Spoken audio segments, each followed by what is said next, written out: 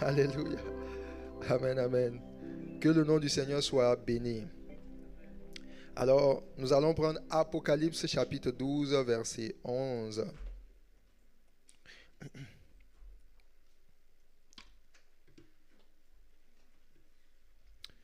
Apocalypse chapitre 12. Alors, ce matin, nous sommes à un culte spécial sur le témoignage et l'action de grâce, n'est-ce pas?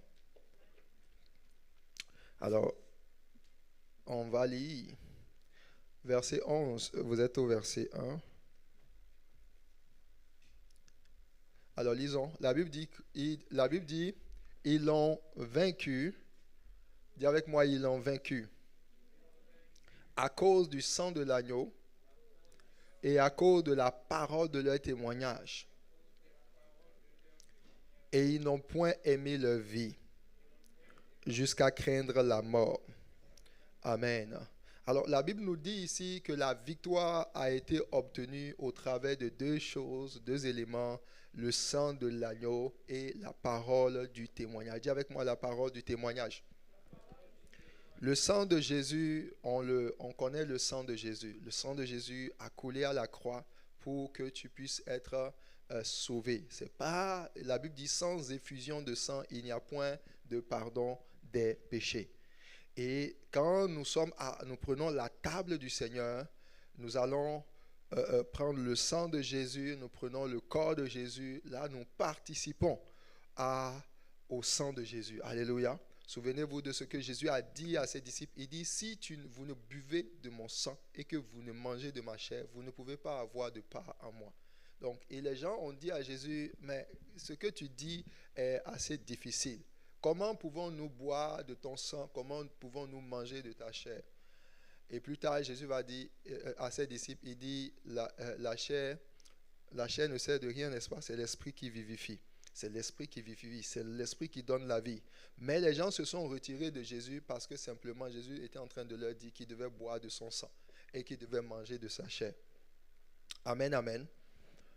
Et parlant de manger la chair de Jésus et boire de son sang, c'est un acte qui a une incidence dans le royaume, dans le règne de Dieu, dans le monde spirituel. Jésus, par exemple, lorsqu'il s'en allait, la Bible dit que il a lavé les pieds de ses disciples. En voulant laver les pieds de ses disciples, Pierre est venu et dit, non, Seigneur, tu ne peux pas faire ça. Comment toi qui es mon Seigneur, tu peux laver mes pieds? Tu peux venir laver mes pieds.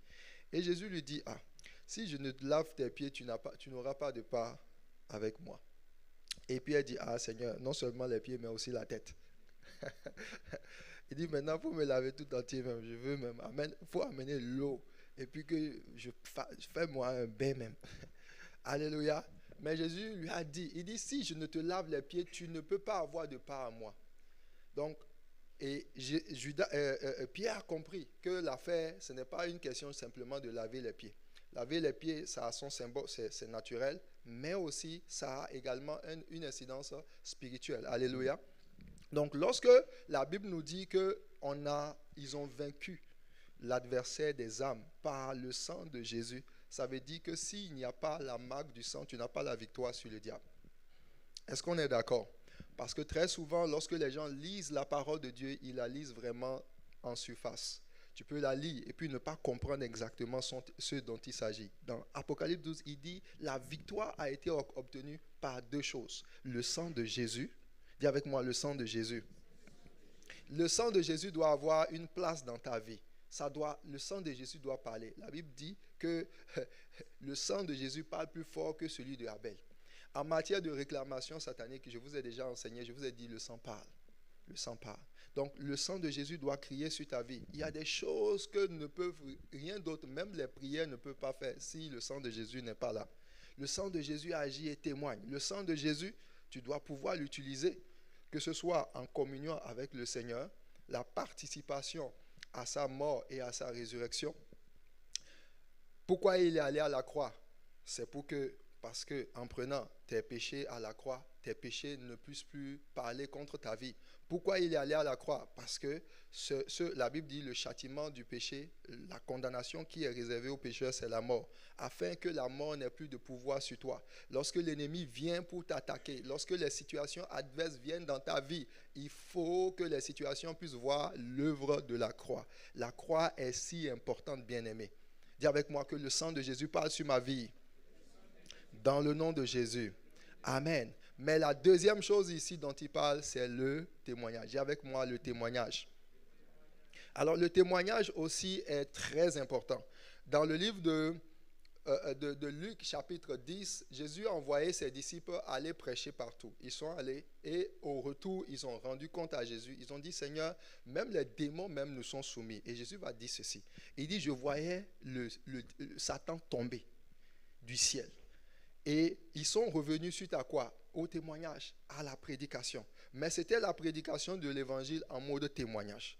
Amen. C'est pour ça qu'il dit, ils l'ont vaincu à cause du sang et à cause du témoignage. Lorsque le témoignage est fait dans la vie d'une personne, le témoignage en fait a le propre d'augmenter l'action de Dieu. En fait, le témoignage crée une forme de bannière sur la vie de celui qui témoigne. Celui qui témoigne rend compte de ce que Dieu a eu la victoire dans le domaine dans lequel il est en train de témoigner, sur sa vie. Et celui qui témoigne devient d'une certaine façon une personne qui crédibilise l'action de Dieu dans sa propre vie et qui amène le monde à voir que Dieu agit dans ce domaine-là. Quand tu ne témoignes pas, tu es en train de dire simplement que Dieu n'est pas en train d'agir. Tu gardes le témoignage de Dieu. Et c'est pour ça que la Bible dit, lorsque Jésus a vaincu à la croix, les gens ne devaient pas se taire sur le témoignage. Souvent même dans les palais de justice, quand les gens vont on veut amener quelqu'un, on veut condamner quelqu'un, on dit, est-ce qu'il y a des témoins? Le procureur, lui, va aller chercher ses témoins, même si ce sont de faux témoins. Des gens qui n'ont rien vu, qui n'ont rien entendu, vont venir se produire, vont dire, ah non, j'ai vu ce monsieur-là, voici ce qu'il a fait. Lorsque je suis sorti de ma maison, c'est lui que j'ai vu, c'est lui. Alors qu'il n'a rien vu même. Mais on est allé le voir, on dit, cette personne-là, on veut le condamner. Tout ce que tu as fait, c'est simplement de témoigner que tu as vu quelque chose, que quelque chose s'est passé. Cette personne vient témoigner. Ça suffit pour enfermer une personne qui est innocente. Alléluia. Donc, Jésus a payé par son sang. Il est allé à la croix. Et son sang t'a racheté du péché, t'a racheté des malédictions familiales. Son sang a parlé contre ta vie. Mais même si Jésus a fait cela et qu'il n'y a pas des témoins qui vont venir attester, proclamer l'œuvre de Jésus, cela n'a pas d'effet. C'est pour ça que la Bible dit que la victoire qui est sur le diable, ce n'est pas une victoire simplement par le sang. Parce que le sang sans témoignage ne produit pas d'effet. Au tribunal céleste, Dieu doit entendre les deux choses. Il doit entendre, il doit voir le sang de Jésus qui crie, il doit aussi entendre le témoignage. Parce que tu peux être innocent. Tu peux avoir de pleins droits, tu peux avoir des droits, et pleinement même. Et si les gens ne viennent pas parler, dire, cette personne est véritablement la personne à qui revient la richesse, revient la paix, revient la joie, revient la victoire sur certaines choses que Dieu a mis en place pour elle, tu peux ne pas jouir de ça. Amen, amen. Dis avec moi, je dois témoigner. Je dois proclamer les faits de Dieu. Amen, amen. Donc le témoignage est puissant. Dis avec moi, le témoignage est puissant. Alors nous allons prendre le livre de Luc, chapitre 17. Et nous allons voir quelque chose. Luc 17, à partir du verset... Donnez-moi à partir du verset 18 ou du verset 11. Du verset 11. Luc 17, 11. La Bible dit, Jésus se rendant à Jérusalem, gardez ça à l'écran, Jésus se rendant à Jérusalem passait entre la Samarie et la Galilée. Comme il entrait dans un village, 10 lépreux, dis avec moi 10 lépreux, vinrent à sa rencontre, se tenant à distance. Et, là comme vous n'êtes pas rapide, ils élevaient la voix et dirent, Jésus, Maître, aie pitié de nous. Dès qu'il l'eut vu, il leur dit, allez vous montrer aux sacrificateurs. Et pendant qu'ils y allaient, dis avec moi, pendant qu'ils y allaient, Donc la Bible précise ici que leur miracle ne s'est pas passé lorsqu'ils ont rencontré Jésus. Le miracle, ça s'est passé en chemin. Alors ça, c'est l'équivalent de quoi? C'est l'équivalent de lorsque tu viens à l'église, tu dis, ah Seigneur, vraiment cette situation-là, c'est compliqué. Et puis tu pries, tu dis, oh Dieu, souviens-toi de moi. Regarde ta fille, j'ai tel problème. Et puis, pendant que tu rentres à la maison, tu as un appel. On t'appelle, on te dit, voici, viens, ton travail est là. Ou bien quelque chose se passe en ta faveur et ta situation change. Et c'est ce qui s'est passé pour ces 10 lépreux. Ils ont à un moment donné élevé la voix et ils ont demandé quelque chose à Dieu. Et la Bible dit, pendant qu'ils rentraient, ils étaient en train de partir chez eux à la maison. Il dit, dès qu'il l'eut vu, il leur dit, allez vous montrer au sacrificateur. Et pendant qu'ils y allaient, il arriva qu'ils furent comment? Ils ont été guéris. Ok, on y va. L'un d'eux, se voyant guéri, revint sur ses pas. J'aime trop ce passage-là. La Bible dit qu'il a fait quoi? Il est revenu sur ses pas. Donc ça veut dire qu'il a fait marche à reculons. Il dit, ah non. J'ai été visité ici. Dieu m'a touché ici. Et puis il est revenu sur ses pas. Il n'a pas dit, je vais aller à la maison et puis je vais rendre grâce à Dieu. Amen, amen. Il est revenu sur ses pas. Il est reparti là où le miracle a pris place. Il est reparti voir Dieu. Et il est allé pour témoigner. Parce qu'il leur a même dit, allez voir les sacrificateurs. Donc, les sacrificateurs devaient d'une certaine façon, c'était les personnes qui devaient témoigner de ce que Dieu est venu agir dans la vie de ces personnes. Mais la Bible dit, des 10, il y a un qui a compris qu'il fallait qu'il retourne même dire à Jésus, merci, pour m'avoir guéri. Et les 9 autres, ils sont devenus quoi dans l'affaire? Peut-être que l'un d'eux a dit, ah, ma femme m'avait chassé à cause de ma lèpre. Maintenant, je vais aller lui montrer que je suis devenu un beau gosse. Il arrive et il vient. Parce que vous devez savoir que les lépreux, quand tu étais lépreux en ce moment, on te mettait en quarantaine. Il n'y a pas vide zéro, il n'y a pas Covid. Mais toi, tu es en quarantaine. Parce que la lèpre était contagieuse. Amen, amen. Donc ces personnes-là, lorsqu'ils ont eu la victoire, ils ont eu la guérison, ils sont partis et ils ont oublié de venir dire à Jésus, merci, parce que j'ai été guéri. Et c'est ce dont la Bible parle. La Bible dit, prenant la parole, il dit, les 10 n'ont-ils pas été guéris? Et les 9 autres, où sont-ils? Ça veut dire que Jésus était en train de mettre l'accent sur l'importance du témoignage. Alléluia. Chaque action que Dieu fait dans ta vie, il va te poser la question, tu es passé où avec ton témoignage? Tu as eu le témoignage, je suis venu te donner du travail, je suis venu te visiter. Regarde, avant, tu n'arrivais même pas à prier. Tu as dit, oh Dieu, vraiment, ma vie de prière de 2 minutes 50 par jour, là, je suis fatigué même. Change ma vie. Et puis, regarde comment tu pries maintenant dangereusement. Alléluia. C'est toi qui pries, tu chasses les démons du quartier. Quand tu commences par prier, même le voisin en bas sent qu'il y a quelque chose qui se passe ici. Et puis, tu n'as pas pris le temps de venir dire à Dieu, ah Dieu, vraiment, avant ma vie de prière, ce n'était pas ça. Maintenant, en fait, même tu as même oublié qu'à un moment donné, tu ne priais pas. Alléluia. Ou bien, toi, tu as toujours été sur la montagne. Qui ici a toujours été sur la montagne? À quel moment tu es allé sur la montagne?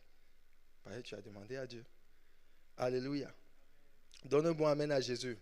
Donc la Bible dit que Jésus, ça l'a étonné que ce ne soit que cette seule personne-là qui est venue pour témoigner.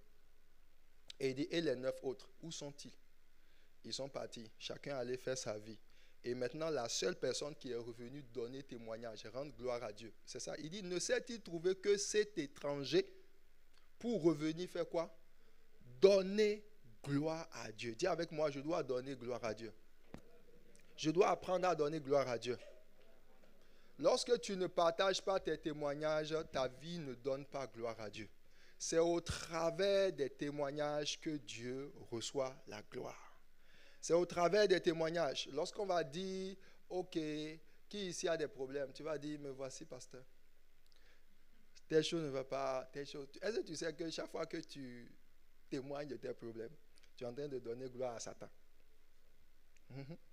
Chaque fois qu'on te dit, Gaspard, comment ça va? Et tu dis, ah, pasteur, vraiment, depuis quelque temps, Ça ne va pas, hein.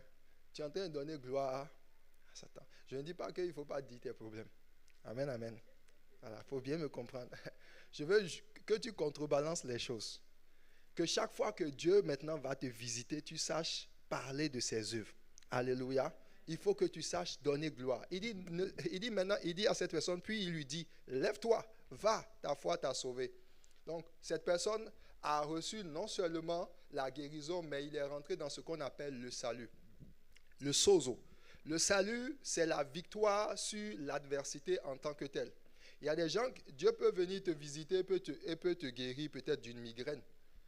La guérison de cette migraine-là, est-ce que ça va forcément couvrir ta santé en tout? Pas forcément. Après quelque temps, tu peux avoir un autre mal. Quand tu vas dire à Dieu, Seigneur, viens me guérir des maux d'estomac ou de je ne sais pas quelle autre maladie, il va te poser la question. Tu étais parmi les 10 lépreux là, quand tu as été guéri, visité. Mais est-ce que tu es revenu donner gloire? Parce que tu n'as pas donné gloire.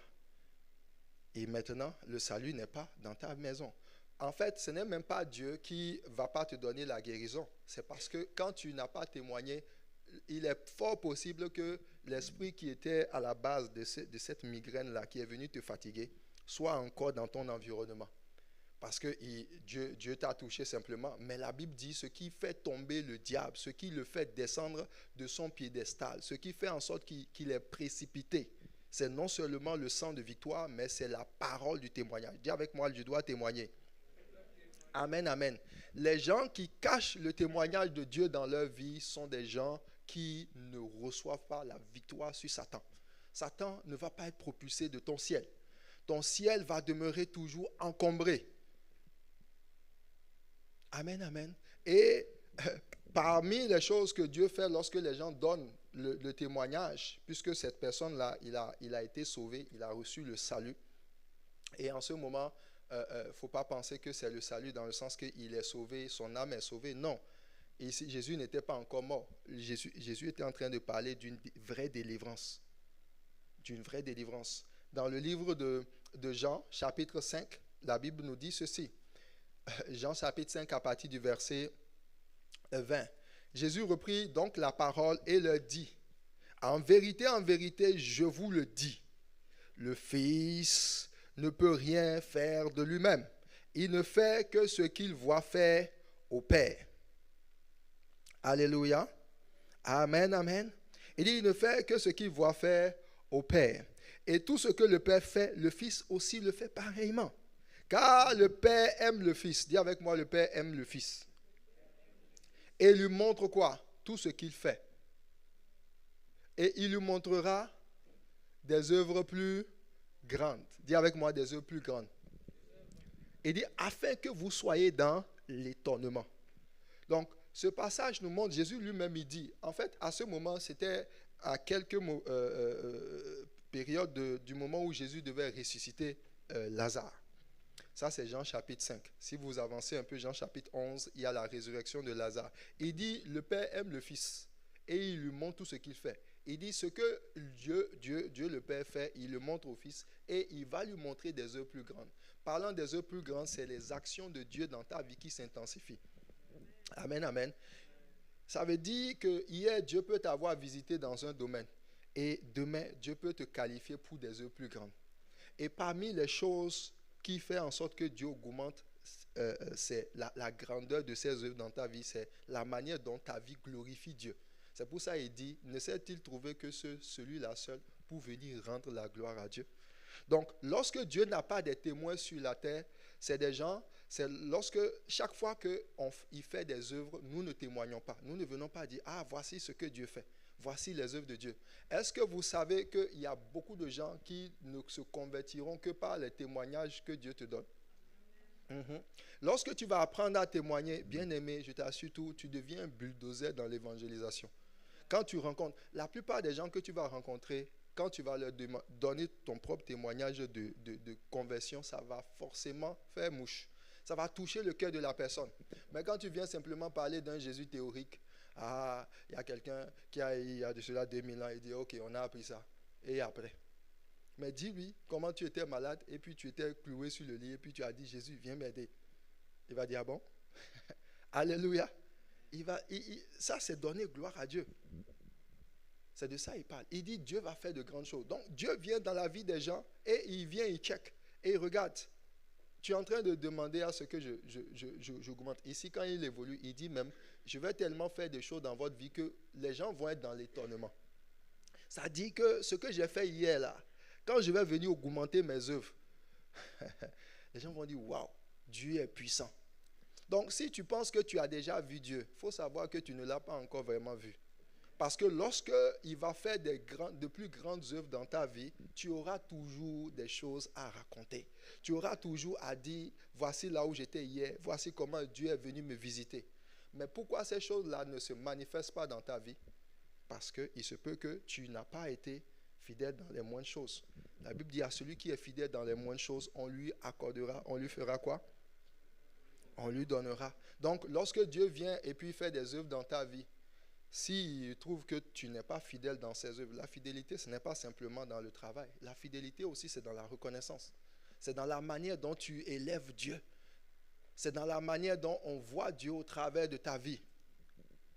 Alléluia. Dis avec moi, je dois témoigner. Alors, 3 esprits qui travaillent contre les plus grandes œuvres de Dieu dans la vie des chrétiens. Le premier esprit, c'est l'esprit de timidité. L'esprit de timidité, lui, qu'est-ce qu'il fait? Il fait en sorte que tu dises, ah, moi, vraiment, je n'ai pas envie de parler. Donc, quel que soit ce que Dieu fait dans ta vie, lui, il vient fermer ta bouche. Déjà, voilà. Ce n'est pas forcément que tu n'as pas la capacité de parler, mais l'esprit de timidité t'effraie. Quand il agit dans la vie d'une personne, il le met dans une cloison et puis il t'empêche de pouvoir impacter, toucher les gens. L'esprit de timidité, il effraie les gens. Il va te dire non, toi, il ne faut pas parler, etc. Mais si tu ne parles pas des œuvres que Dieu fait dans ta vie, qui viendra le révéler au monde? Il dit, ce que je vous dis en secret, proclamez-le sur les toits. Oui, ce qu'il fait dans ta vie, ce n'est pas les païens qui vont venir témoigner de la gloire de Dieu, des œuvres de Dieu dans leur vie. C'est aux chrétiens de le faire et de le proclamer haut et fort. Amen, amen. Tu dois apprendre à utiliser ça dans ta vie. Donc, ici, dans le livre de 2 Timothée, chapitre 1, verset 8, Paul dit ceci. Il dit, n'aie donc point honte du témoignage à rendre à notre Seigneur. Ni de moi son prisonnier, mais souffre avec moi pour l'évangile par la puissance de Dieu. Donc, Paul et Timothée étaient serviteurs de Dieu, il était enfant de Dieu, mais il était dans l'église rempli de timidité. Et Dieu dit, Paul dit à Timothée, il dit, nous n'avons pas reçu un esprit de timidité pour être dans la crainte. Si tu laisses l'esprit de timidité te paralyser, à la limite, non seulement tu ne vas pas parler des témoignages, parce qu'on va le voir, les plus grandes œuvres, c'est quand Dieu commence, il y a un esprit, le deuxième qu'on va voir tout à l'heure, lui aussi, il est très dangereux. Comment il travaille pour empêcher Dieu de passer à d'autres levels.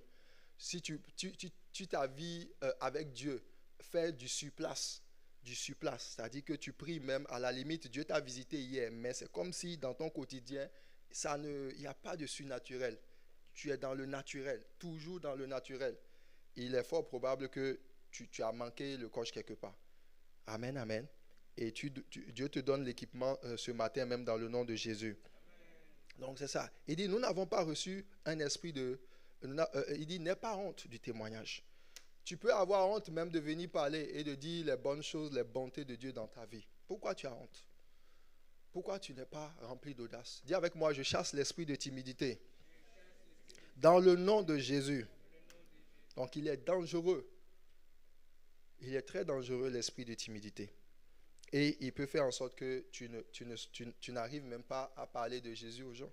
Bien aimé, regarde, par exemple, si tu as fait, tu es là, tu connais Jésus. Qui croit que Jésus est... Qui a goûté le Seigneur et a vu que Jésus est doux même? Aïe, aïe, aïe, aïe, aïe. Il est doux bien même. Amen. Tu as vu comment Jésus est doux. Voilà. Maintenant, si ça fait déjà 4 ans, et puis tu n'as pas allé parler de Jésus à quelqu'un, toi-même, tu ne vois pas que c'est un gaspillage. Amen, amen. Combien on sait très bien que les âmes, Dieu veut gagner les gens. Mais le manque d'ouvriers, Jésus dit dans le livre, dans Jean 4, il dit la moisson est grande, mais il y a peu d'ouvriers. La moisson est grande, mais il y a peu d'ouvriers. La moisson dont Jésus parlait, il faisait allusion aux gens qui ne le connaissent pas encore. Il est mort pour tout le monde. Jésus est allé à la croix pour tout le monde. Donc, à partir du moment où tu l'as rencontré, tes yeux se sont ouverts. Tu as dit, ah Seigneur, je crois que tu es allé à la croix pour moi. Et puis, tu es le sauveur, le bon sauveur. Et je vais au ciel par toi. Si tu reviens aujourd'hui, on part ensemble. À partir du moment où tu as cru cela, Jésus dit, c'est bien, hein, tu es la brebis qui est revenue. Mais il y en a encore 99 autres qui sont à l'extérieur. Alléluia. Et quand Jésus a dit, il dit, la moisson est grande, mais il y a peu d'ouvriers.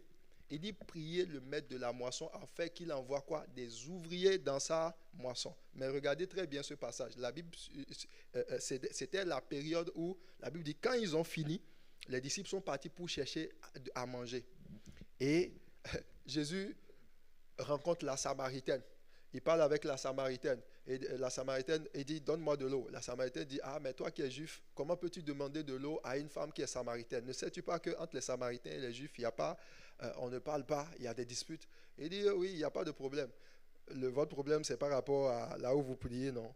Il dit, c'est ça. Mais si tu savais, celui qui est devant toi et qui te demande de l'eau à boire, tu vas lui demander toi-même de l'eau. On connaît la suite. À la fin, quand la dame a compris que c'était Jésus, la Bible dit, elle est partie dans la Samarie et elle est allée proclamer. Elle a dit aux gens, celui-là qui m'a parlé, il m'a dit tout ce que je suis. Il m'a raconté ma vie. Et puis les gens sont venus en nombre et ils ont écouté Jésus parler. Quand ils ont fini d'écouter Jésus, ils ont dit, ah, Madame Samaritaine, c'est bon, merci. Dieu te bénisse. Alléluia, sois récompensé même. Mais on ne croit plus en lui parce que tu nous as dit, mais parce que nous avons écouté. Et nous croyons que c'est le Messie. Donc, quand Jésus était en train de parler à ses disciples en disant, la moisson est grande, mais il y a peu d'ouvriers, eux-mêmes, ils étaient parmi les peu d'ouvriers. Et il dit, priez le maître de la moisson afin qu'il envoie les ouvriers. Vous savez, l'ouvrier que Dieu a envoyé suite à cette parole, c'était la Samaritaine. À elle seule, par son témoignage de vie, 5 maris, elle était en train de vouloir essayer un 6e. Alléluia. Chakavaya. Amen, amen. Voilà. Toi, peut-être que Jésus t'a délivré d'un goumen, d'un chagrin d'amour. Et puis tu as vu que Jésus, quand tu voulais, le frère avec qui et puis voulait te bénir même. Et Jésus, le Saint-Esprit est venu te parler. Il dit, celui-là, il est mauvais même. Il faut changer. Et tu dis, ah, merci Seigneur. Ça suffit déjà pour être une évangéliste internationale dans le côté des faux gourmets. Alléluia. Quand tu vas dire aux gens, quand tu es en Jésus, Jésus te protège des chagrins d'amour. Et imagine le nombre de personnes qui vont se convertir. Oui. Tu vois, non? Le nombre de personnes qui vont se tourner à Jésus. Ils vont dire, ah bon, oh là là, si je savais ça, je ne me serais pas fait avoir par 3 escrocs à l'UCAC. Et puis là, même celui que je suis là, même là, ah, et le Saint-Esprit va arriver dans la vie de ces gens. Il va leur dire, voilà, c'est des faux même. Voilà. Et puis la personne va être délivrée. Amen, amen. Mais elle n'est pas allée parler d'un Jésus théorique. C'est justement pour ça, tu peux être assis chez toi, tu dis, Seigneur, tu m'as dit d'évangéliser, tu m'as dit d'aller. Et puis depuis, chaque fois que je vais, je tremble comme Lucky Luke. Ou bien, je ne sais pas, Lucky Luke ne tremble même pas, c'est les frères Dalton. Voilà. Je vois, même il s'appelle frère. Alléluia. Mais c'est ça, tu ne sais pas comment témoigner parce que tu n'utilises pas la bonne chose. Elle a juste parlé, elle dit, il m'a révélé que j'étais en train, les 5 personnes, et puis je suis en train de faire erreur pour aller vers le 6e. C'est tout. Et puis les gens disent, ah bon, une telle personne, il faut qu'on aille le voir. Et puis ils sont allés, ils ont écouté. Donc quand toi tu vas aller dire aux gens de quoi Jésus t'a fait sortir et les choses dans lesquelles, ou simplement comment Jésus agit dans ta vie, ça va être, c'est ça le témoignage. Amen, amen. Donc, quand tu gardes le témoignage, le diable n'est pas ébranlé. Alléluia. Donc, que Dieu augmente ses œuvres dans ta vie, dans le nom de Jésus. Deuxième esprit qui combat, c'est l'esprit de mépris. L'esprit de mépris fait en sorte que tu méprises les œuvres de Dieu dans ta vie et puis tu ne les valorises pas. Dans le livre de Exode chapitre 16, verset 15, la Bible dit, les enfants d'Israël regardaient et ils se disent l'un à l'autre, qu'est-ce cela? Car ils ne savaient pas ce que c'était. Moïse leur dit, c'est le pain que l'Éternel vous donne pour nourriture. Alors là, le mot qu'est-ce que c'est ça qu'on a traduit dans le hébreu manne. Donc, la manne que Dieu avait donnée, ils ont dit, qu'est-ce que cela? En fait, c'est vrai que la Bible précise qu'ils ne savaient pas ce que c'était. Mais la manière dont ils ont dit, qu'est-ce que c'est comme si ils méprisaient la chose. Alléluia.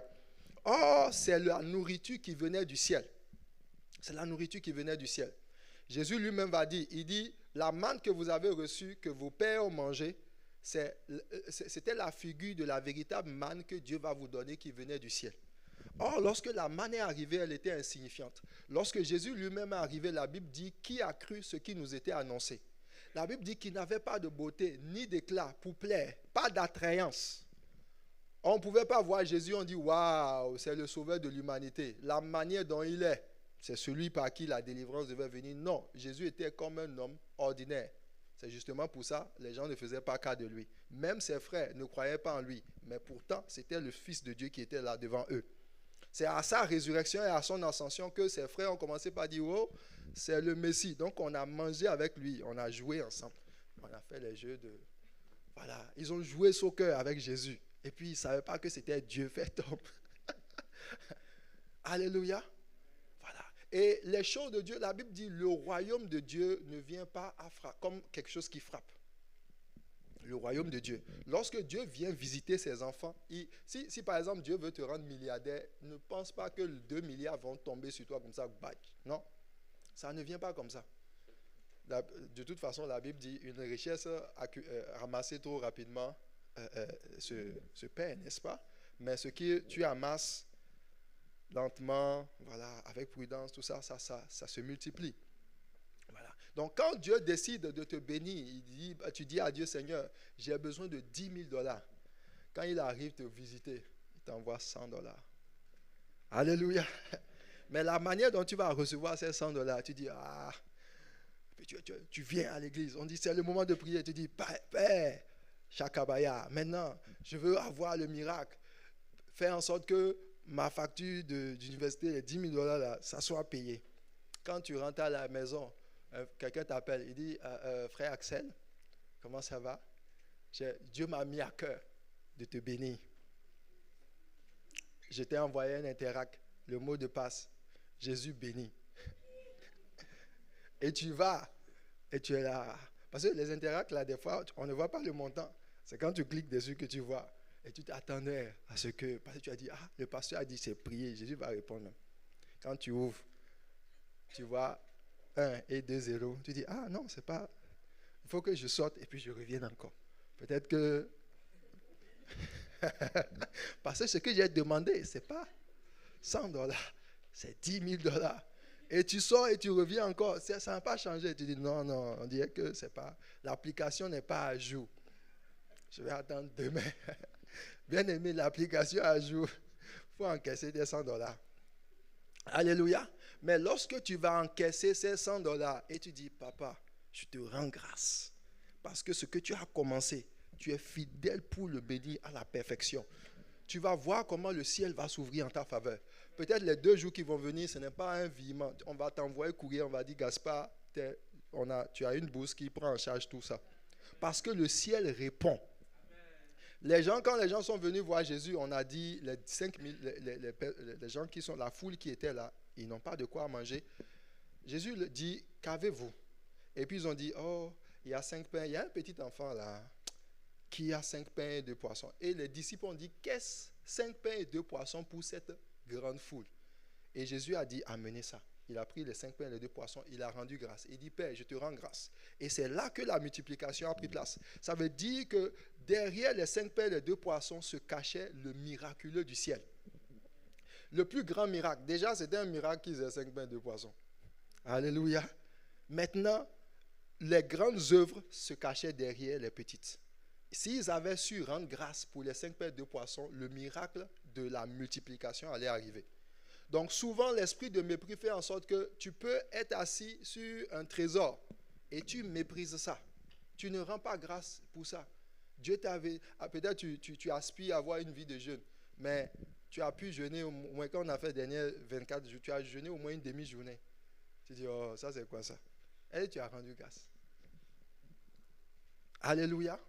Avant, tu n'avais pas de travail et tu as prié et Dieu t'a exaucé. Maintenant, tu travailles comme caissier à McDo. Tu dis, oh Dieu, il y a pas, on dit, c'est le moment de rendre témoignage. Ça, c'est pas un témoignage, ça. Les autres ont des témoignages. Moi, je n'ai pas de témoignage. Je vais attendre quand quelque chose d'extraordinaire va venir. Bien aimé, ça ne viendra jamais. Ce n'est pas une prophétie. Voilà, c'est juste pour t'avertir. Alléluia. Ça ne va pas venir parce que Dieu n'agit pas comme ça. Il va commencer par le petit. Si tu sais gérer le petit, si tu sais entretenir ce qui est petit, la Bible dit à celui qui est fidèle dans les petites choses, dans les moindres choses. Si tu sais reconnaître, ça dit